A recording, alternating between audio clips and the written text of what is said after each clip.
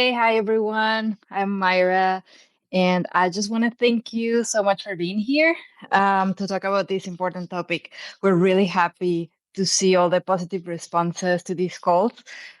This call is part of the Scuba MAR Maids dive school. We do these calls once a month to create opportunities for all divers to stay connected to each other and keep diving apart from our regular life. So this online series is called the Surface Interval Sisterhood or SIS. And thanks for being here. I'm going to let you with Shev and Heather for this call. Thank you, Myra. Hello, everyone. I am Shev. I know many of you from many MAR hosted trips over the last few years. And as Myra said, this call is part of our Scuba MAR Maids dive school. And we're really excited that we've had so many people interested in these calls each month.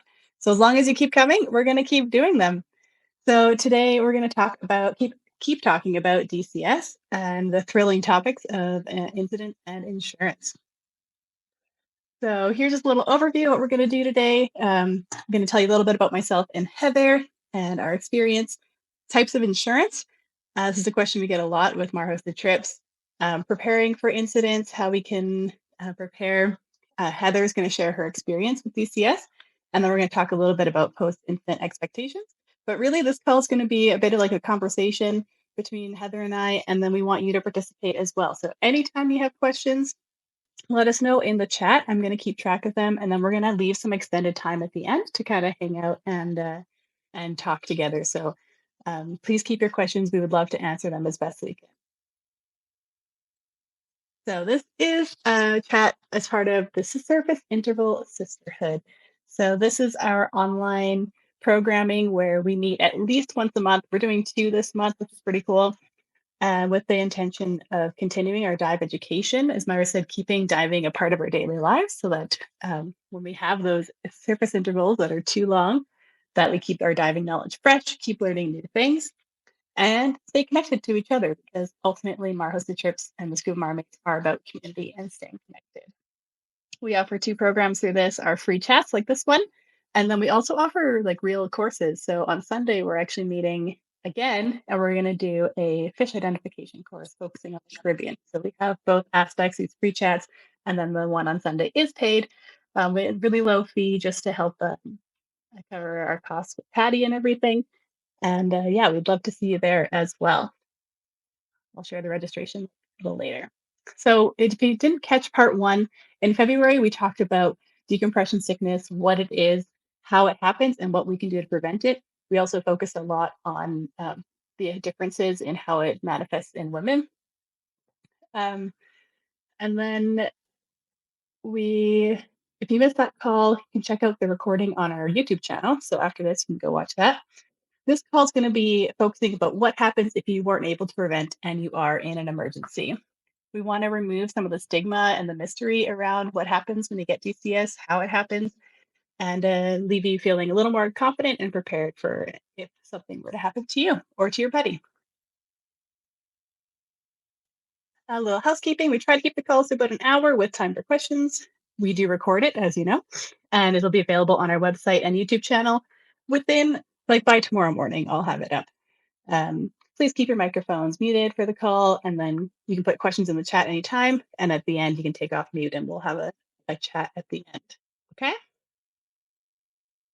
Awesome. Just want to say that myself, Myra, Heather, we are dive professionals, but we are not legal and we're not medical professionals.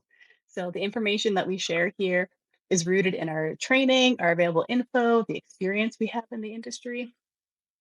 But we're not medical professionals. We're not legal professionals.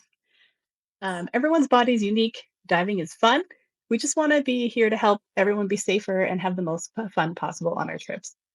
And this call is meant to be informative, not scary. Okay? And with that, here we go. I'm Shev. I'm the Chief Admin Officer here at MAR Hosted Trips. Myra has trusted me with the Scuba MAR Maids Dive School, and so I'm the director of that in these programs. And I'm also a Patty IDC staff instructor, thanks to the MAR Maids Dive School, who sponsored me to do that this year. Heather, tell me a little bit about yourself. I am a paramedic. 26 years this year. I've been doing this. I've been in Kansas City.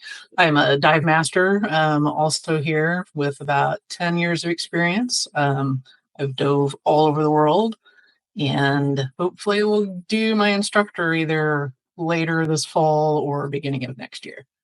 We'll see how the knees hold up. Yeah.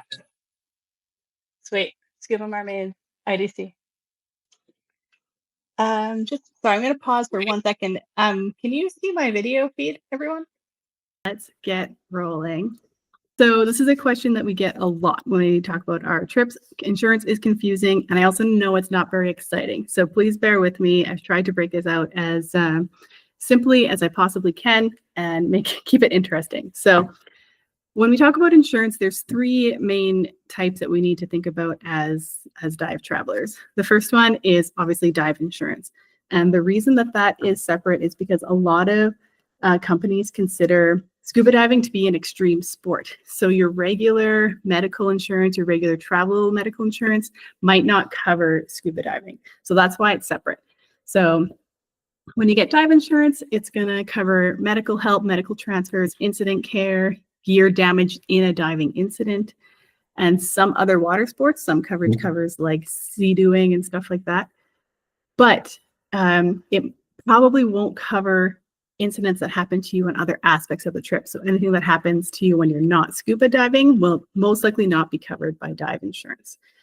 So then we have our out of country related travel and trip insurance.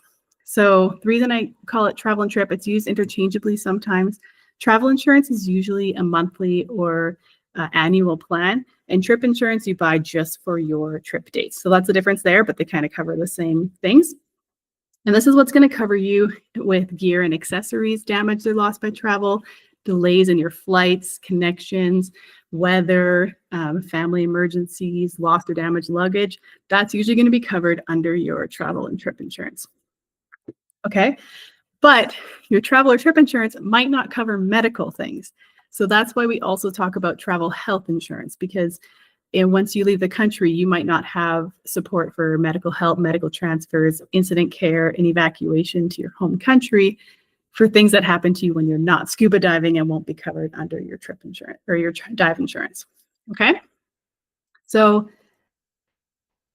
those are the 3 types of coverage that you need, but it doesn't mean you necessarily need 3 policies. There might be some crossover in them. And so these are kind of the big companies that we know of and that we use to get different types of insurance.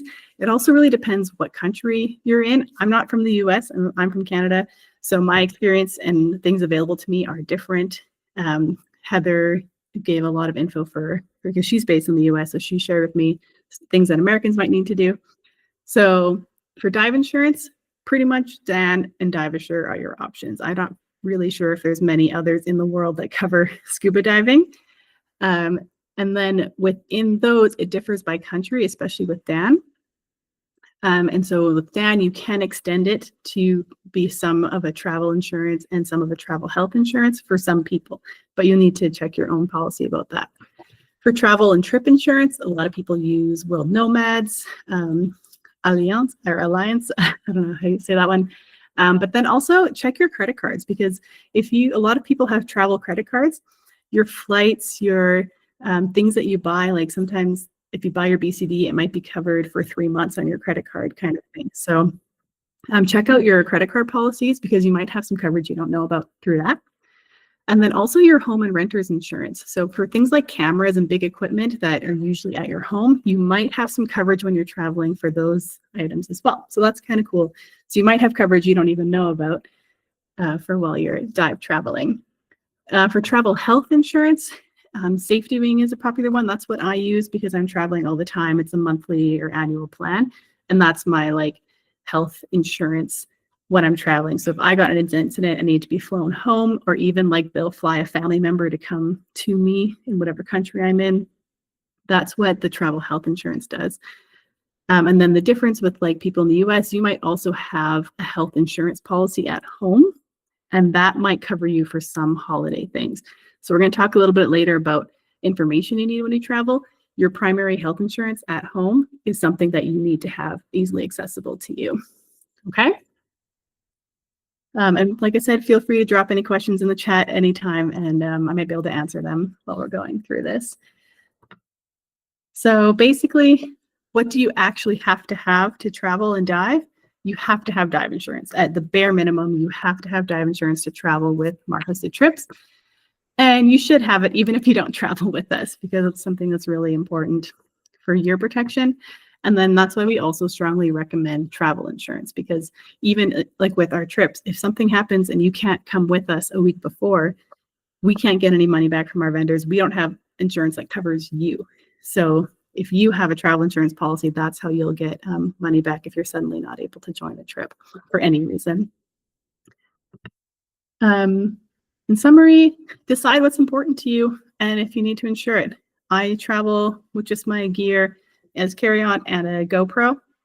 I don't really need insurance for accessories, but like Heather travels with a big camera, so she's got insurance for all of her camera gear that's worth thousands and thousands of dollars, right? So it's really up to you and what's important to you when you're traveling. You need to know your primary and your secondary insurance. Dan is always secondary, so that they will always ask for your primary as well. And then just talk to your providers. A lot of them have really great helplines or even emails where they'll just kind of summarize your policies for you. You can ask them questions. So it's really good just to know what you already have. Okay, so that is all I'm going to say about insurance.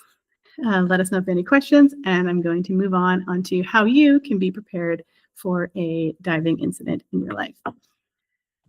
So the first thing, we talk about this a lot, especially with the MAR Maids, is just physical readiness. What you can do to be prepared for an incident. Diving is a physical activity. We need to be taking care of ourselves.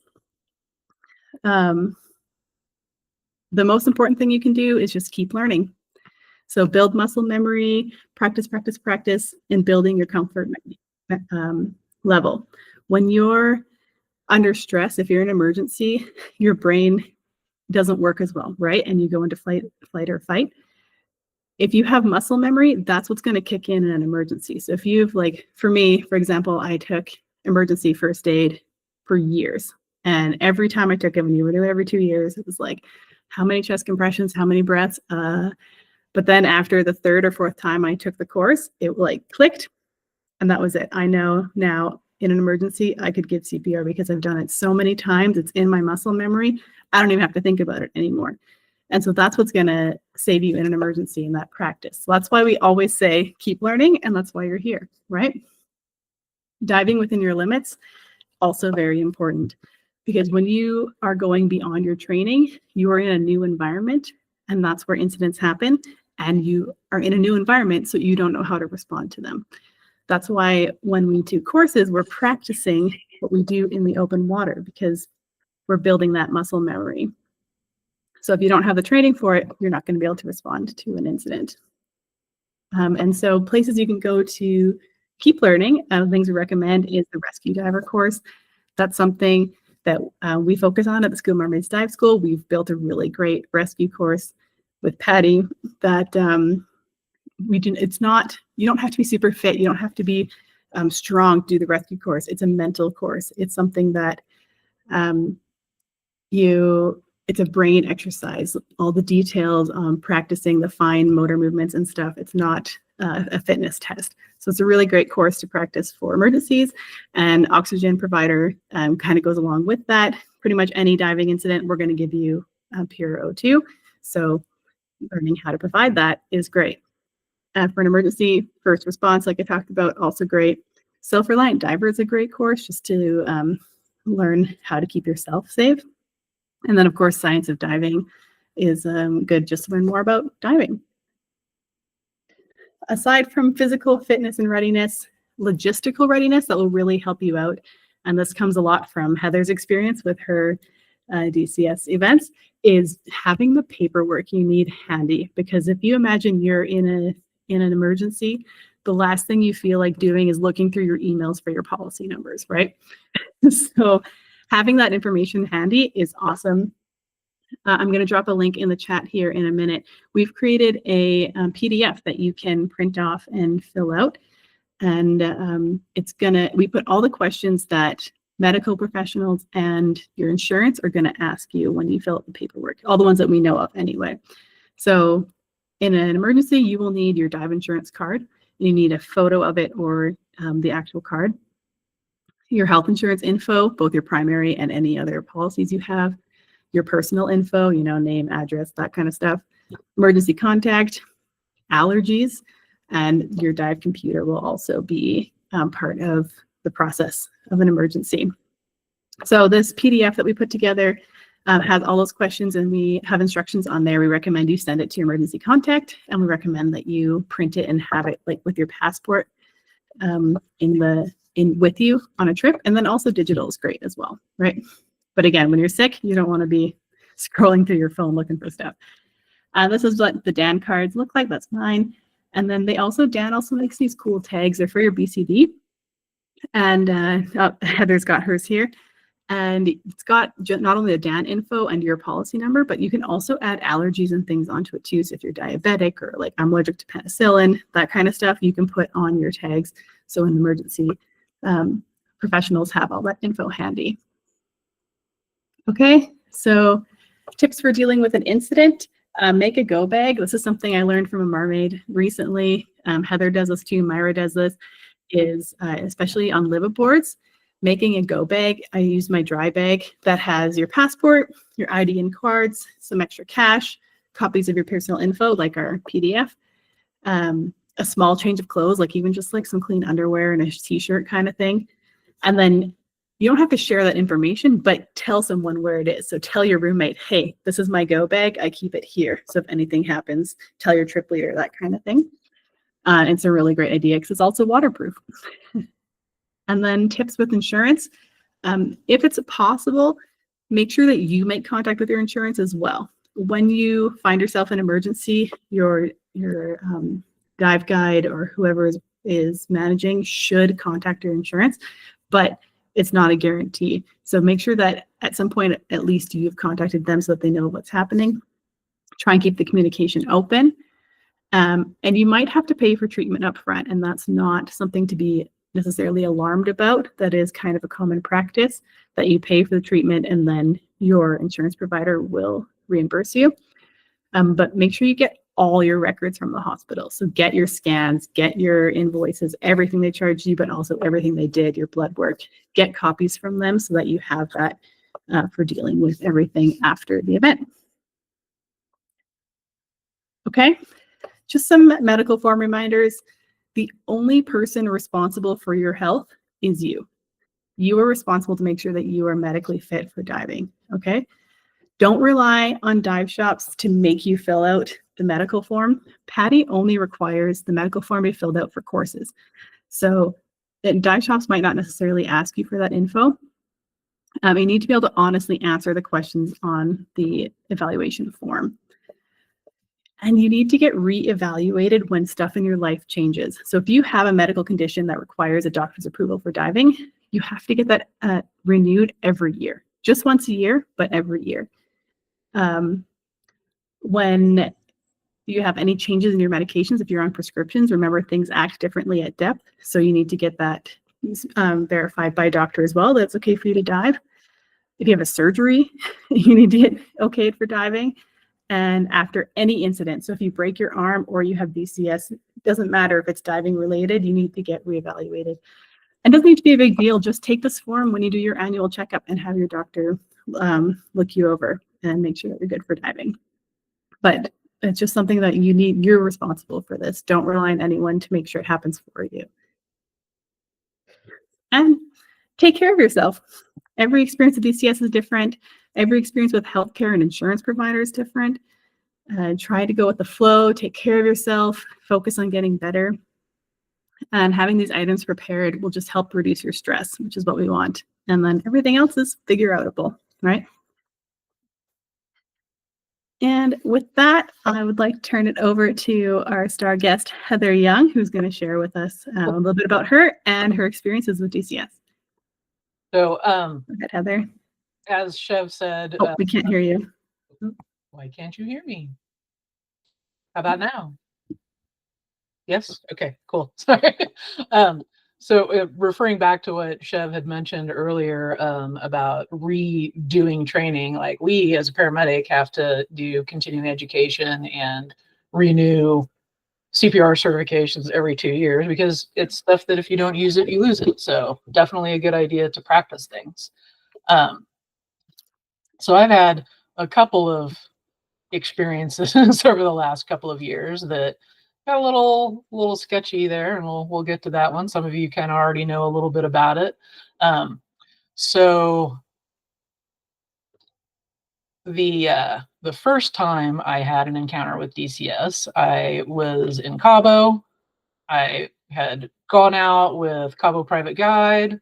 I was doing some guided dives, never been there before, had a brand new wetsuit, was using a new 45-degree angle on my camera, and got done with that first dive. It lands in, and there was a lot of, back and forth because the swell, and I got sick on the boat. I thought, man, I don't feel great. But, after I threw up, I felt a little bit better. And then did the second dive. The guide and I had talked about it, and we thought, well, maybe I just had a little motion sickness. Well, I've never had that, but there's always a first time. So do the second dive over at Pelican Rock and threw up on the safety stop over in the nice sandy area that you stop at before you come up. Well, this is great. There's no fish here. This kind of sucks. So, carried on. Didn't think anything about it being any kind of an issue besides a brand new wetsuit, a lot of swell, and looking through a new viewfinder that I wasn't used to because it was one of the first times I'd used my big camera. So walking back to the hotel, I noticed that I was like really itchy under my boobs. And I thought, oh, that's a lot of salt water drying up there. I need to hurry up and get back to my room and get a shower. Went into the bathroom, took my sports bra that I was wearing off, and I thought, man, my boobs are heavy, like PMS type boob heavy. Well, that's kind of weird. Took a shower, went and took a nap because that's kind of my go-to, and woke up at 10 o'clock that night. I thought, wow, that was a long time. I guess I was really tired from, the traveling and the diving today. And I was messaging with a friend of mine on WhatsApp, and she was like, "Are you bent?" And I was like, "No." Maybe, because I started thinking about things and the being tired, the itchy skin, the breast heaviness, the kind of little bit of modeling underneath my breast, like right under like where your bra line is. I thought, So I called Dan, spoke with the guy that answered the phone, and his advice was don't dive for at least a day or two and monitor the symptoms because they don't really do any treatment for skin bends. I thought, okay. Woke up the day before, or the next day, and everything was fine. Everything had resolved. I wasn't planning on any diving for a week anyway, and then came back to Cabo, dove, no problem. Next event was a few months later, and I had been on at least one dive trip in between. And, we were doing several dives in the Bahamas, and those are generally, somewhere between 60 and I think the deepest we ever really go is 100 feet. And it was, about halfway through the week. And we were on this real shallow shipwreck and just, goofing around and snorkeling and doing some real super shallow breath holds. And I noticed that I was getting real itchy. And I thought, that's weird. I know what's going on. And so I just, stopped that, went back to the boat, talked to the boat captain. We decided to put on some oxygen and just rest for a day. So I took off the day of diving, everything resolved. Didn't call Dan on that incident because we weren't in cell service. And I kind of knew what was going on from the previous experience. Then about a year later, we get to the doozy, which was a little bit of a scary experience. So we were on an extended trip in Socorro, and the last dive of the trip, I remember going up to get my wetsuit, and I thought, man, I don't want to put that thing on because it was a 5mm and it's a pain in the butt, and nobody likes a 5mm. Oh, it's the last dive. It'll be fine. Just put it on. And then I went downstairs to the dive deck and I looked at my dive stuff and I went, do I really want to put that together and put it on? It's the last dive of the trip. It'll be fine. We might get to see those whales we heard earlier in the water. Went and did the dive. I kind of FOMO'd myself into doing it and went and did that dive. Everything was fine on the dive, no problems. Safety stop was fine. Get on the boat or the Ponga, all the way back to the main boat. I thought, man, I'm really cold, and which I thought was weird because I wasn't cold underwater. So I get back onto the main boat and go up to the forward area of the dive deck where the camera tables are, and I'm like, I couldn't get out of my wetsuit. I was just so tired. So a friend helped me get out of my top part of my wetsuit, and then I finally wiggled myself out of the bottom of my wetsuit, and I thought, man, that wore me out. I'm a little short of breath. And there was a little spot that I could sit down. I thought, oh, I should probably sit down and just relax for a minute. And I sat down, and I thought, this short of breath isn't getting any better. It got worse. It got way worse to where I felt like I was like almost choking, gasping for air. The videographer happened to walk by, and I said, Allie, I think I need help. And she looked at me and went, what? I said, I need help. Go get Stein. Stein was the lead dive guide. And by the time him and a couple other people got to where I was, because she had to go find them, I was super short of breath, like kind of almost gasping for air a little bit.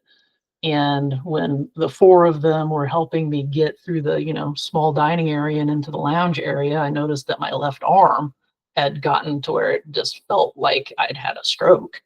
I thought, oh crap, because I'm a dive master and I'm a paramedic. So I kind of had a really good idea of what was going on. And I was a little scared at that point.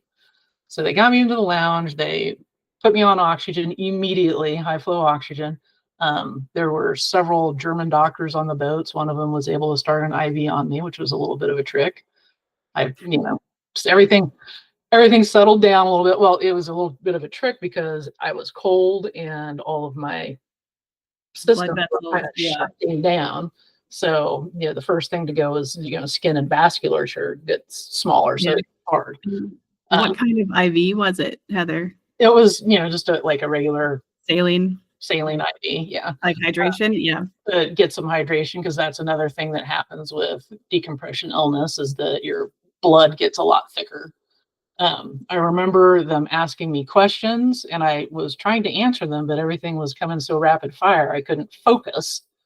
And I remember my friend looking at my dive computer saying, well, nothing looks crazy on our dive computer. Like everything looks fine. I remember somebody asking what my bar tab was, which on the boat, I had 2 beers the whole time. So, a lot of questions, lots of stuff going on. And then I finally... That's really interesting that they looked at that they checked that you were drinking. Yeah. I mean, it's definitely a factor. I eventually fell asleep. And when I woke up, I was hot. So I threw the covers off, and a couple of my friends were, right there, because I had several friends on the boat with me, and they were like, holy crap. I'm like, what do you mean, holy crap? I had skin mottling, which is kind of a light bruising all over the place. There's a couple of pictures here on this slide. The one is of my arm right here, and then the other one is of the back of my shoulders. And I was like, whoa. It was all over my legs, my upper thighs. It was all over my abdomen. It was bad enough to the point that they took a marker and drew on me to see if it was spreading or if it was staying the same or getting smaller. And is it painful? Like you said, I was about to get to that spot. I hadn't been in pain yet, but by the time I felt well enough to get to my room, I hurt right across the upper abdomen. I felt terrible. I was nauseated for almost the entire trip back. I think I finally threw up once. I just felt like crap. The shortness of breath resolved with the oxygen, so that was great. They left me on the oxygen. I forgot to tell you this one yesterday when we spoke. They came in and turned my oxygen down. And I thought, that's great. That's weird. That seems counterintuitive. And then I kind of felt some of the symptoms like kind of sneaking back a little bit. And I said, turn that back up and go get the captain. So we did that, and he came in and he said, Heather, we have to leave it at this lower flow because we don't have enough to get back. So we were kind of in a weird, we were at the boiler, if you're familiar with Socorro. So it was almost better to just go ahead and head back to Cabo rather than go back to Socorro Island, especially at where we were in the trip. And there was some debate about it, and the boat captain made a decision and said, we're just going to go ahead and go, because we were just sitting there waiting. Yeah. So 36 hours later, we got to Cabo at like 2:30 in the morning, I think. We had to anchor in the harbor. They had to go out in the Ponga, get the paramedic crew in the cot, bring that back. That was a little scary too, because that's what I do for a living. And I'm like, oh my gosh. Yeah, look at this. I don't know if you can see this door frame here, Mermaids, but that's quite the ledge to try and navigate through. Yeah, there was a lot of conversation and several people helping to get that 150-pound cot and 230-pound me on the cot through the door. I'm like, I can walk through there and then I can sit on it. And they're like, no. Okay, so I'm just holding the seatbelt under that sheet, going, it's fine. Yeah. They had to lift that into the Ponga, which doesn't go up on the back of the boat like on the Rocio. It just nosed on there. And so that had me scared to death, because I just knew that I was going to the bottom of Cabo Harbor. It was fine. Everything turned out fine. Got to the emergency room. They did the very painful arterial blood gas, which comes out of here. The guy actually had to stick me 3 times. That was not fun.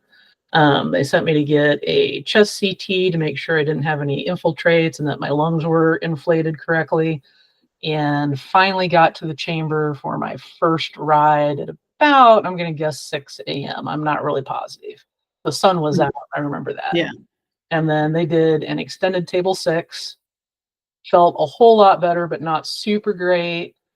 A little bit of the modeling came back just very faintly on my leg, like enough to make me take a picture, and then it went away and never came back. So they decided to do a second treatment the next day, which I think it was supposed to be 5 hours, but I lasted 3, which is 2 hours of treatment time, because it takes 1 hour to get you to pressure and then 1 hour to bring you back to surface pressure.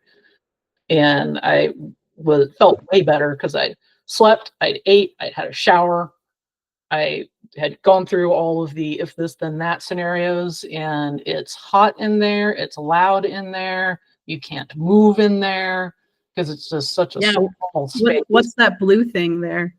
The blue thing, so when they put you in there, the the table slides out that I'm laying on so that you can just lay on the table, and then they slide you back in, and then they put a bottle of water and a bedpan in there with you, and a static bracelet on your wrist because you're dealing with pure oxygen. And then they put you in there and close the door, and then you're like, okay, this is what I'm doing now. Cool. And I thought, well, how am I going to do either one of these things? Drink some water or use this bedpan without getting it everywhere? Not that I needed to use the bedpan, because again, everything shuts down. So even though I'd had a whole lot of fluid, I still was hardly urinating at all. Yeah. Until after the second chamber ride, which I was like, let's not do the bedpan, guys. Can I just have an adult brief in case I really need to go? And then I'll just use that, which I didn't. But when I got out of the chamber on the second time, that was like the best pee I'd had in days. It's the little things, right? So that's the chamber right there, that glass box, right? Yeah. Wow. So, after 2 days in the hospital, they let me out that afternoon. The dive physician said no flying for 2 days and no diving for 6 months. Wow. I said, we'll see about that.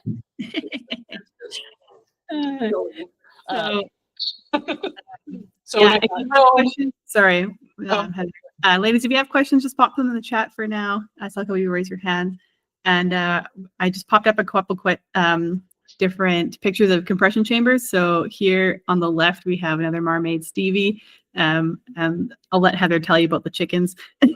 But they are actually in the same hospital, and they were on the same trip, not the same time, but in different boats. But both of them had this experience while diving Socorro, which doesn't is just a funny commonality, and the chicken. But all the different chambers, they all kind of look different. So this one's nice because it's all glass. You might also see, like, sometimes you've seen the one in Roatan, it's metal, looks more like it came from a sci-fi movie with the porthole windows and things. Oh.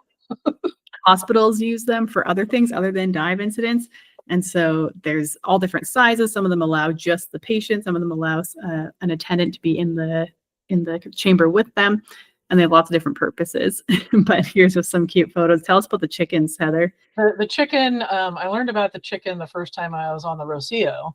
The chicken is awarded to you for the dive when you do something silly, like you forget your fins on the boat, you forget to turn your air on, you get bent, you get to have the chicken.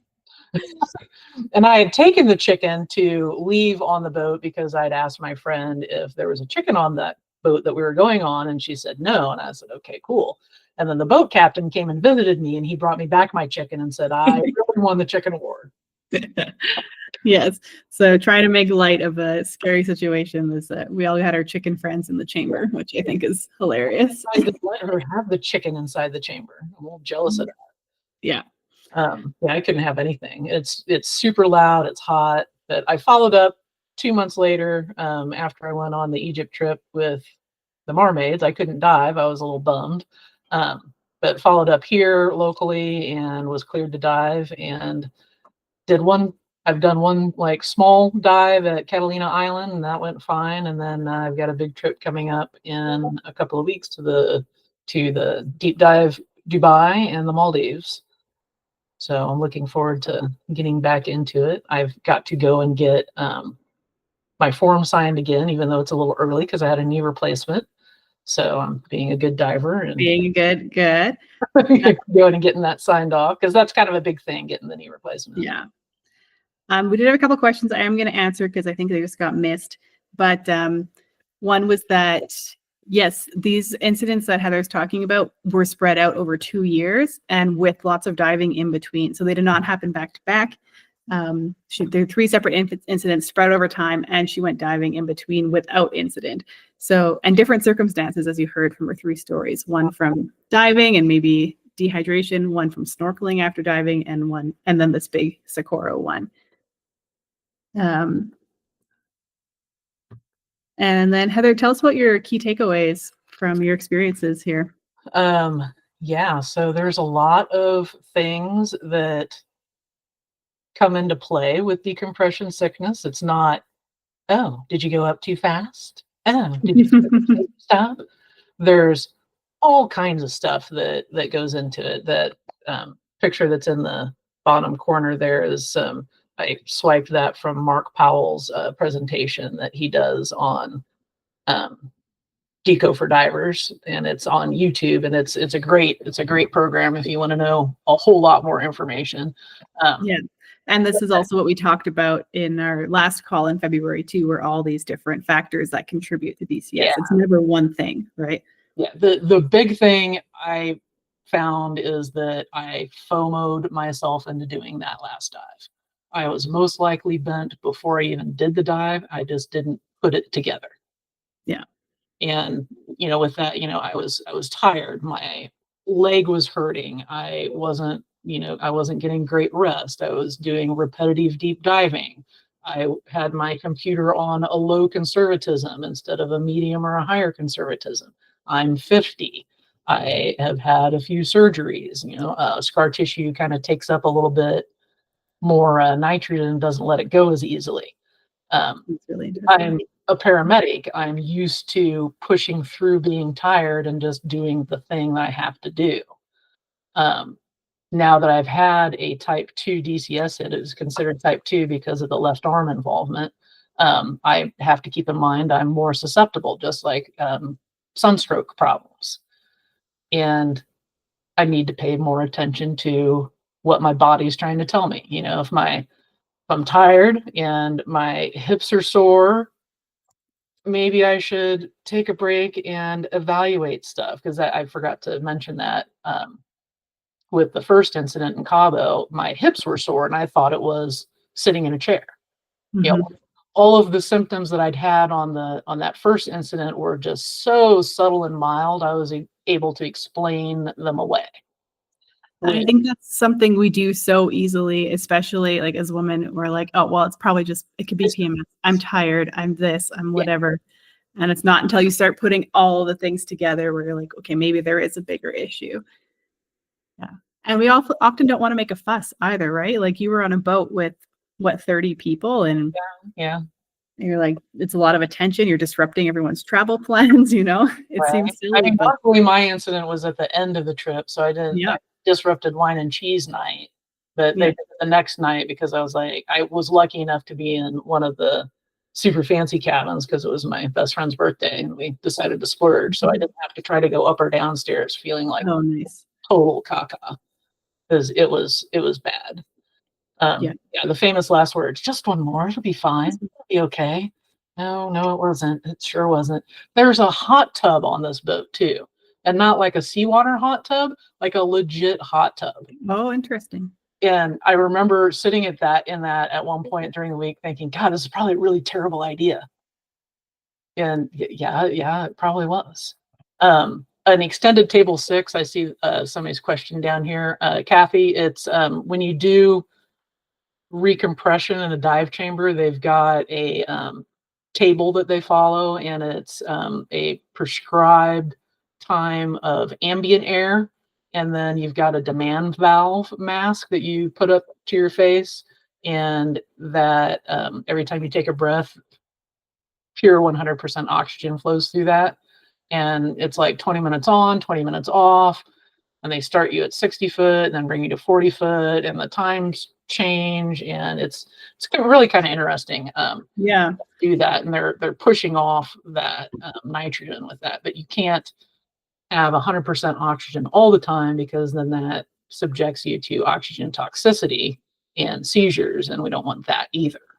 Yeah. So when you go into recompression chamber for diving, they have specific tables that they look at. And so they assessed Heather, saw what her symptoms were, took her dive into consideration, all of her history, and then decided what treatment plan to give her. And so that's what the tables are, is the different treatment plans. That's a good question because, again, it's just like we don't know these things until you experience them, right? I know a lot more now than I did. I think the biggest takeaway also is like, when in doubt, if you're not sure, just sit the dive out. Absolutely. Just don't do it. You will never hear anyone, or at least the trip leaders on a MAR hosted trip, pressure you into a dive. You will never, ever hear that. Take how you're feeling seriously. Listen to your body. You know yourself best. If you're feeling off, just don't do it. Take a nap. You're on holiday, right? Like, take a nap, sit by the pool, do whatever you like. Just, it's not worth the risk.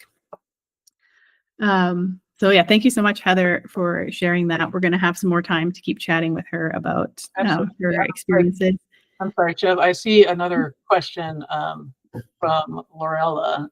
Dan is who I had as my insurance. I found out later that Dan didn't get contacted right away. I found out later that Dan got contacted when I was already in the chamber. I thought they had been talking to Dan the whole time, and they were talking to a physician on shore. That's all I really know. Dan did take care of everything. There was some strange billing problems because the company in Mexico didn't send the correct paperwork, and then they tried to tell me that I owed them, I think it was $70,433. And I was like, no, you can talk to my insurance company about that. And Dan was like, wait, how much? Because it was basically double what a customary treatment costs. So it finally got worked out. It took, I think, 6 months. I remember when I was in Egypt with the MAR Maids, I didn't want to talk about it a whole lot because it was still under investigation. Process. Yeah, like the underwriter for Dan sent people to Cabo to investigate what was going on. I'm not sure what resolution they got. All I know is that they settled on a price and it's taken care of and I don't have to worry about it. And that's why we have insurance, right? It was entirely them. They dealt with it. but they do need to be contacted. So yeah, that's where that tidbit came from. Is especially if you're conscious and you're able to contact your provider, do it. It might not be possible. That's fine. Everything else is figure outable, right? But that's why I mentioned, like, if you can, just reach out to them and see, like, hey, did you know this is happening? Just to make sure so that you don't get into that I situation. just assumed that because they had my DAN information, this is actually a brand new DAN tag because the boat captain still has mine. So I had to order a new one, which is okay because I needed to change a couple of things on there. Yeah. But So sometimes you have to pay for your medical care up front and then file for reimbursement. And that is kind of country dependent. I know the Bahamas is like that. But it depends on the price too. Like, would they expect you to pay $70,000 up front when you left that hospital in Cabo? Like, I was like, what? No. I don't know if anyone would be able to do that. Well, I wouldn't be able to do that, but it's like, holy cow, what? So, just to kind of summarize what we've talked about, and with Heather's story, like, what are the actual steps that happen when dealing with an incident? And the first thing is just to stay calm. Like, and that's easier said than done. I know. Heather is a medical professional. She's a paramedic. She deals with very stressful things all day, every day. And how did you feel during this, Heather? I was scared. Like, when I was like, oh gosh, I can't breathe. Like, that made me a little nervous. But then when my arm got stroke-like, I was like, oh crap. Oh no. Because I knew what was going on. And I was just like, okay, your job right now is to accept help and to stay calm. Yeah. Because that's the most important thing for you to do as a patient. If you're, ever find yourself in this incident, is keep yourself calm.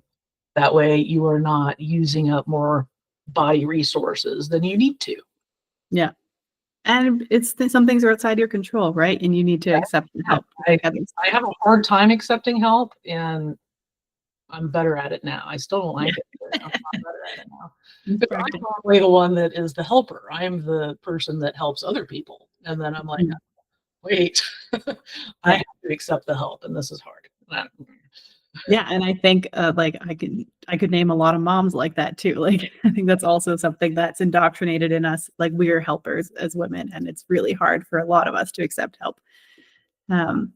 So stay calm. You're going to get oxygen. That's how we treat any diving incidents immediately. Oxygen and your primary care.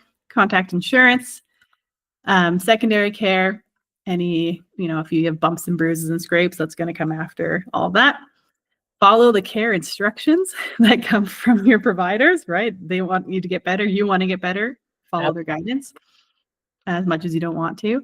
And as Heather said, accept help. That can sometimes be the hardest thing. But telling someone you think something's wrong, like Heather said, she had to say, I need help to someone, because I'm so thankful that he walked by when she did, because the dive deck was empty.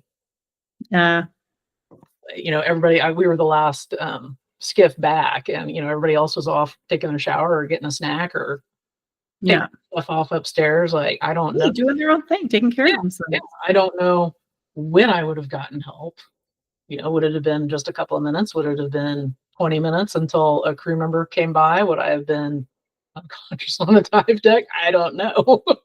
But it worked out the way it worked out, and it was, for the experience that it was, I was in the best situation I could have been. I had 7 amazing friends on the boat with me.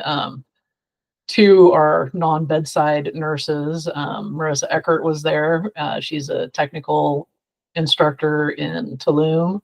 There were several German physicians on board. Like, I was taken care of very, very well by my group of people and people I just had met.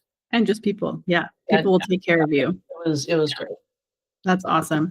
So I want to talk, we're going to have more time for questions. I just want to talk a little bit about post-incident expectations and kind of what you went through once you went home and that kind of stuff, and how and things that you do differently now when you dive, having had these experiences. So what are some post-incident expectations, Heather? So I was tired. I was tired for almost a month. That first week I was really tired. I didn't find myself scared or stressed to dive again because I kind of understand it. I know that it's definitely a potential, and I need to, be a better payer attention to my body and myself, and maybe not push myself so much. I got checked for a PFO, which is a Yeah. patent foramen ovale, which everyone has when they're a baby. It's a little tiny hole in your heart that's in between the chambers, and for most people, it closes up. The people that it doesn't close up with never have any problem unless they're a scuba diver. And that's how most people find out that they have that. Anyone that I've spoken with has had it closed and was able to continue diving. I'm sure there's a few people out there that it was too big, or for whatever reason they couldn't have it closed and are unable to dive anymore. But the surgery is not as accessible for everyone in the world. Yeah, absolutely. And then my family physician was not comfortable in signing off my dive medical paperwork anymore. So I had to find a dive medicine doctor here in Kansas City, which was a little bit of a trick because the list that Dan has for this area was completely inaccurate. I did find 2. So I got in with him. We talked, went through everything, and he was like, yep, just, take it easy the first couple of times, stay kind of shallow, feel things out, pay attention a little better, maybe change your conservatism on your computer. He also dived, so, we had a good chat about that. Yeah. So did you change your conservatism on your computer? It says medium now. Now you're medium.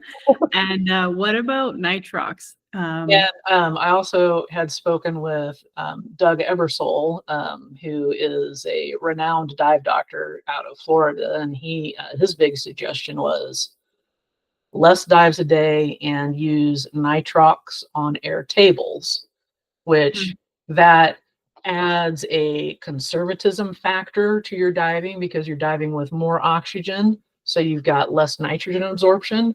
The caveat with that is you have to pay attention to your MOD because your what?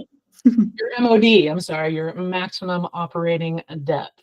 Thank so you. You're not telling your dive computer that you're on 32% oxygen. It still thinks you're on air. So you need to pay attention to, I can't go deeper than 110 feet. Yeah. And, have that alarm bell. You can set, I think in most dive computers, you can set a depth alarm on it. So if I knew that my MOD was 110 feet, I would be inclined to set my alarm for 100 feet.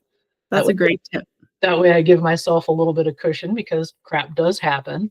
Yeah. I mean, are you going to instantly go into a problem the second you touch 110 feet? Maybe, maybe not. It's all dive theory, but I don't want to push my luck any more than I already do. Yeah, so that's a really good point. So you changed your conservatism on your computer to be more conservative, diving nitrox on air tables. So you less bottom time, but more O2, right? So air bottom time, but more oxygen being supplied. But then you have to be really, really careful of your maximum depth because your computer's not going to tell you your maximum depth. But that depth alarm is a really great idea. I have a Garmin watch, and it has some features on it that I hadn't paid attention to a whole lot because they were sort of newer features. I am a tester for Garmin. They're based here about 30 minutes from where I live. I was standing in the right spot at the right time. I talked with the guy that started the Garmin dive watch because he was like, hey, let's go have pizza or something because I want to talk to you about this stuff. And I'm like, yeah, sure, Danko. So we talked a whole lot about the body battery that's on these and the dive readiness that's on these. And I hadn't really paid attention to the dive readiness because I was like, I don't know about that metric, but I think I will pay attention to it a little bit more for sure. Because it knows, like the body battery, I don't know how many of you guys have the Garmin, but it knows, like if it's a low number, I'm like, I'm really tired today. Oh, yep, that's why. It's very, it's a useful feature for And as the technology starts catching up with diving too, hopefully we'll see some more cool things with that. But yeah, I have Garmin as well. That's a great feature. I would Heather like mentioned as more well. computers trying to develop that as well. Yeah. Heather talked a little bit about her issues with billing over just, it's insurance. It's going to happen, but they will work it out. And then we want to talk a little bit about just like getting back in the water after an incident, if you're able to. Most of the incidents DCS that we've had experience with, pretty much everyone's been able to get back in the water, which is awesome. Maybe with some more restrictions, but at least able to get back in the water. So yeah, tell us a little bit, Heather, just about mentally after the incident. I like I said before, I wasn't super nervous. I was mad at myself. I was like, what did I do? What did I do? Like that's, part of why I couldn't stay in the chamber on that second day is because I had gone through all of the, what happened? What did I do? How could I have prevented that? The whole second guessing myself. And I don't think it was any one thing. And when I went diving again, it was at Catalina Island on Patty Women's Dive Day. So there were a whole bunch of, super awesome supportive women around. It was a little rough because, if you've been there, there's some stairs that go down and that's your entry and exit point. And depending on the tide level, the swells can be kind of difficult getting back out of the water with all your stuff on. But I just took it, I had a brand new dive buddy and she was great. And I said, hey, this happened a few months ago, so I don't want to go super deep. I don't want to do anything super crazy. And she said, that's great. Let's do it. And we had a great time. That's awesome. We planned on doing, I think, a few more dives, initially. And then I was like, you know what? I think I'm tired. And she said, okay. And so then packed up being a good buddy, right? And got cleaned up and then went out and had some dinner and hung out and got to know each other a little bit more, and then did the same thing the next day. We just took it super easy, and it was a great getting back into diving. Yeah. And that's a really good point, is like planning your return helps a lot with the anxiety, right? Like when you're cleared for to get back in the water and you're feeling anxious and nervous about it and worried, making a plan, like anxiety comes from fear of the unknown. So planning it out and planning what you're going to do, planning your dive, which we all do, right? I mean, and communicating with your buddy. There's some emotional management that you have to do there as well. You have to, trust your skills. You have to trust your state of mind. And if you're like, I'm not sure I'm ready for this, it's okay. Yeah. Maybe talk to somebody, maybe talk to, a trusted instructor or dive buddy or professional help. I'm, with my job that I do, I'm very used to having kind of a little bit of mental agility with dealing with different situations that some people may not be as, it may not be easy for them to do. I didn't feel like I, was like, okay, I'm getting ready to go to the Maldives. I'm a little nervous about that, not because of my incident, but because I just had a knee replacement. So my plan there is 2, maybe 3 dives a day. If there's a whole lot of current and I'm not feeling it, I'm just gonna, hang out on the boat and work on not getting a sunburn. And not giving into FOMO ever again, right? Not doing the FOMO thing. Yeah. I see Cynthia had a question. Yeah, in Socorro, I was using nitrox. Yeah. Yeah. Well, thank you so much, Heather, for sharing these very personal but very interesting stories with us, and super helpful just to hear your experience and kind of know more what to expect. I learned so much with my conversations with Heather. We've been talking for just over a month, back and forth planning this presentation, and it's been very educational for me as well. We'd love any more questions. If anyone wants to pop some more in, we'd love to stay and chat for a bit. You're welcome to pop off mute if you like, and just say hi or whatever. This is a chance for us to connect, right? So let us know.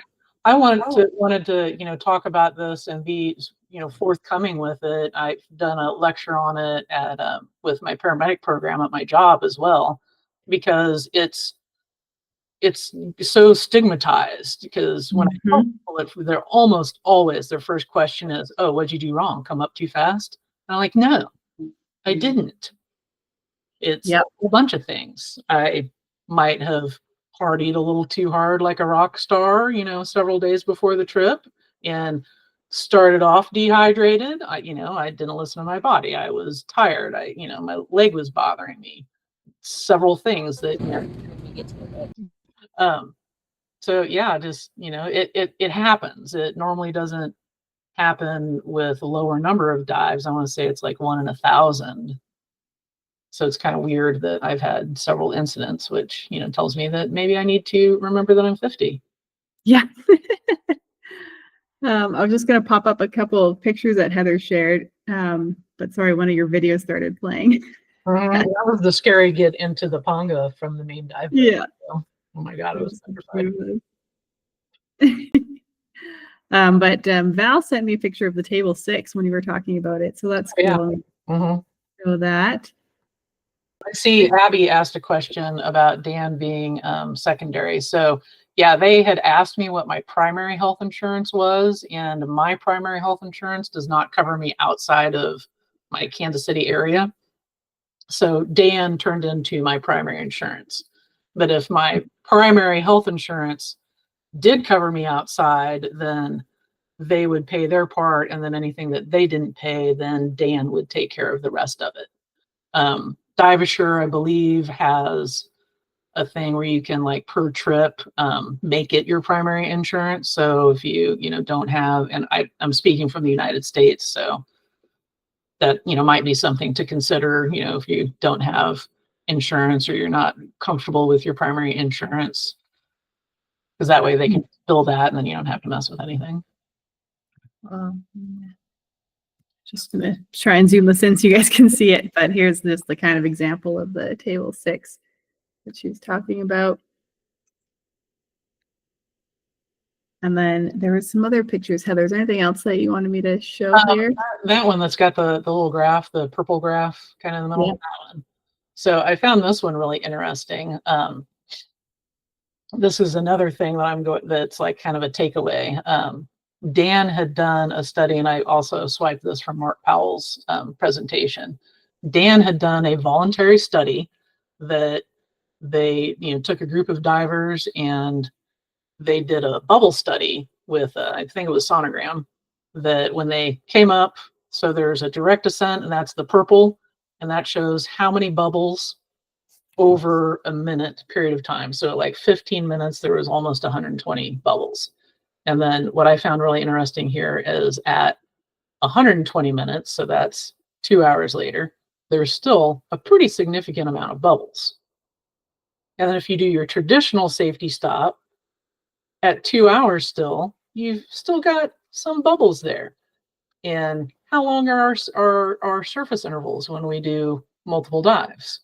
They're anywhere from 30 minutes to 2 hours, depending on where you're at and what you're doing.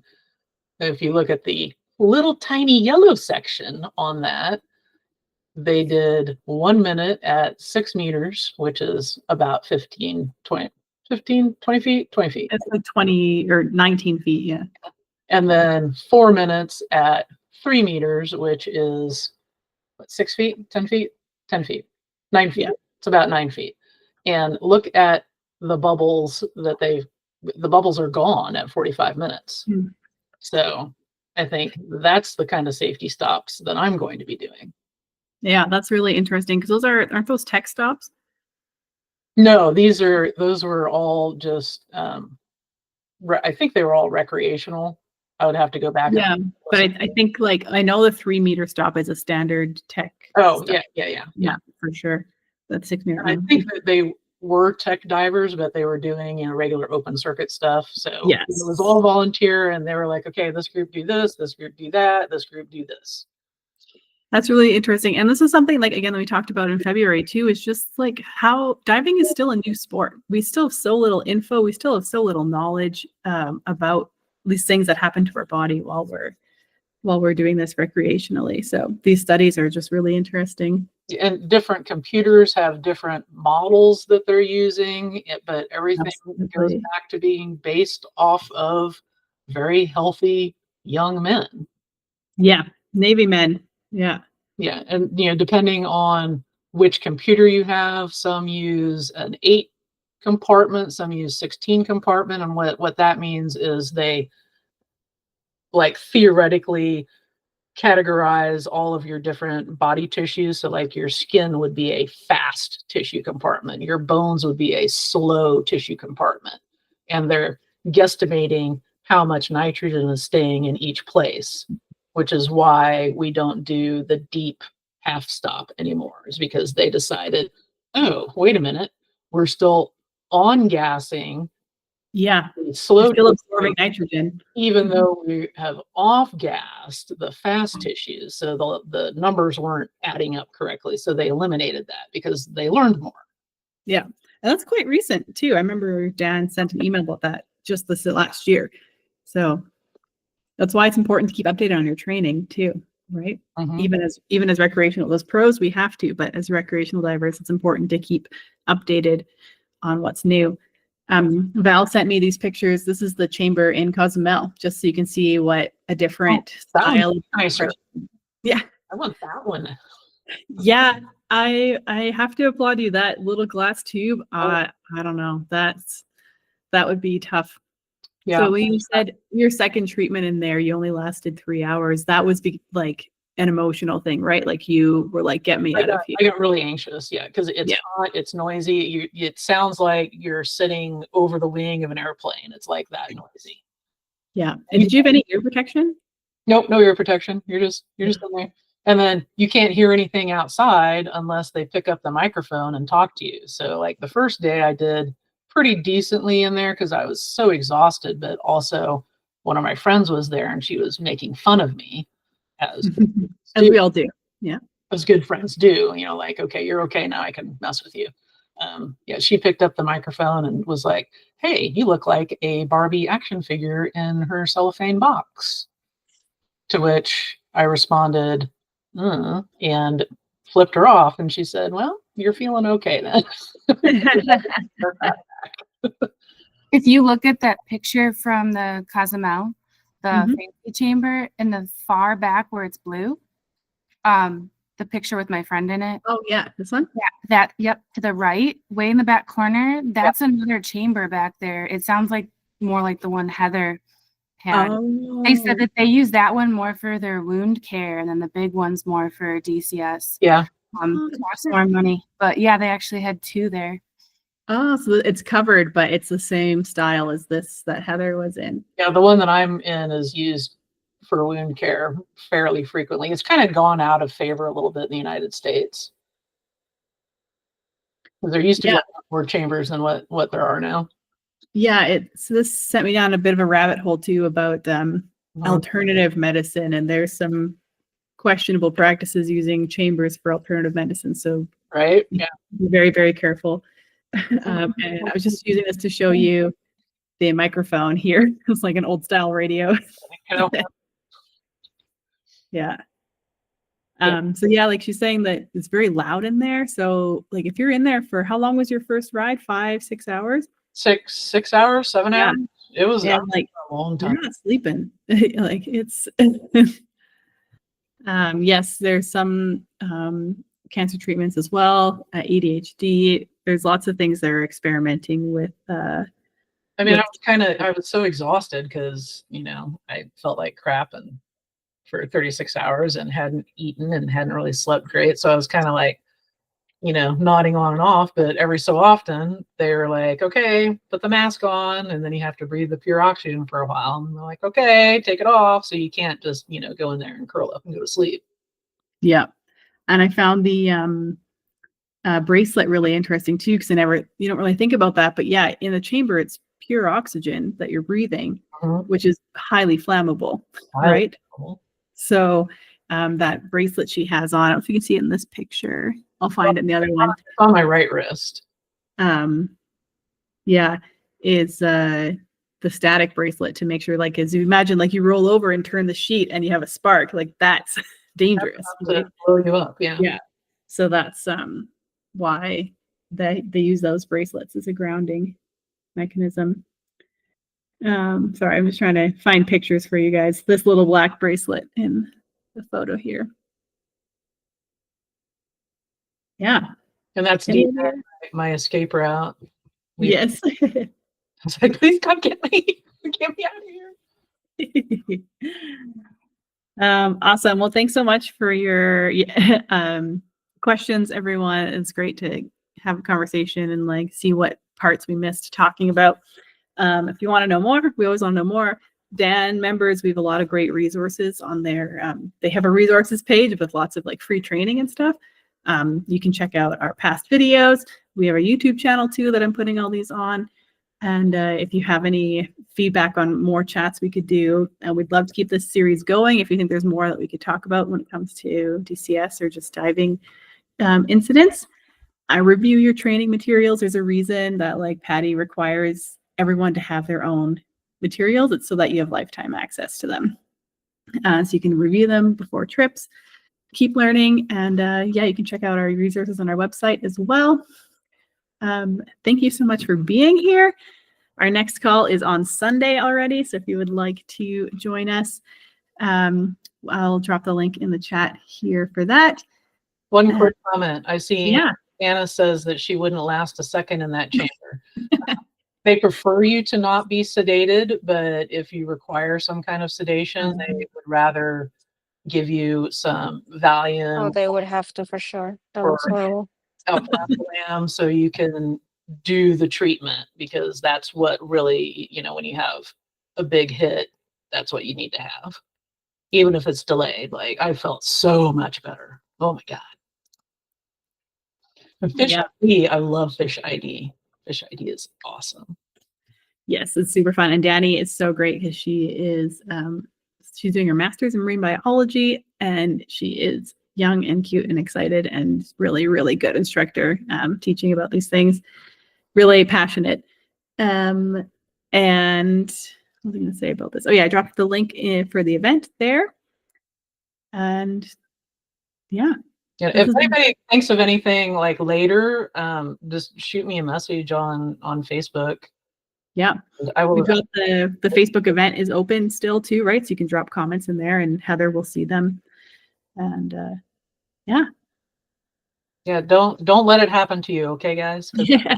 0 stars. Do not. 0 stars. Would not do again. But also, I hope this experience is, or many experiences that we've talked about have shown you that like it can happen for any number of reasons, usually more than one, and it's not always your fault. It can be completely factors beyond your control, or just that all mixed together for the perfect concoction. Or like Heather said, how many women I've seen discover that they have PFO by getting DCS is incredible. Like it's a huge number of people. So Yeah.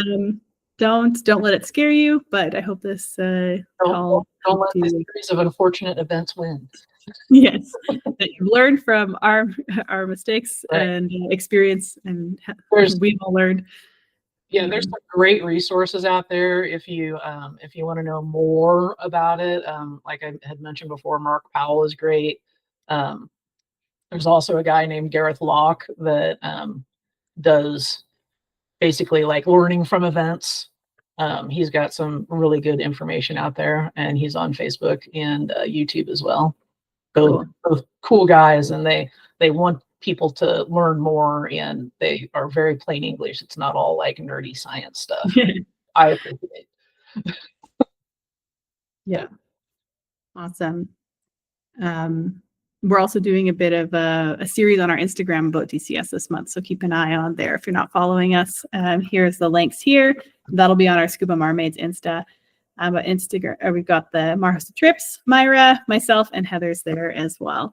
So thank you so much for being here, MAR Maids. It's so inspiring and great, positive to have you all here and encouraging us to keep doing this. So thank you.